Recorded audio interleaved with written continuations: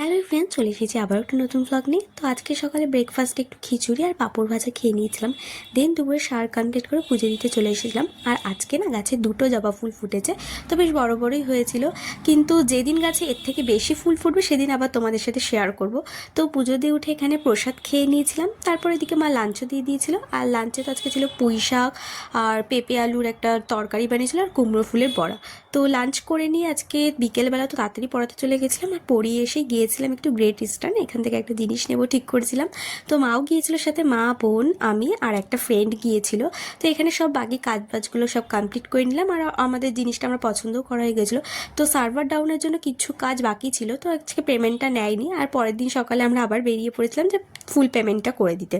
তো তারপর এখানে বাকি কাজ মিটিয়ে নিলাম। তো বাড়ি আসার সময়, যাওয়ার সময় বৃষ্টি পড়ছিল। তো এই বৃষ্টির মধ্যে আমরা গিয়েছিলাম। তো যাই হোক, বাড়িতে তাড়াতাড়ি এসে কাজবাজগুলো কমপ্লিট করে নিয়েছিলাম। দেন লাঞ্চ করতে বসে পড়েছিলাম।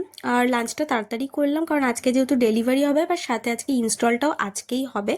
তো হঠাৎ করেই ফোন চলে আসে, তারপর আমি বাইরে যাই আর এদিকে ডেলিভারি হয়েও যায়। তো আর নিয়েছিলাম একটা টিভি, স্যামসংয়ের নিয়েছি।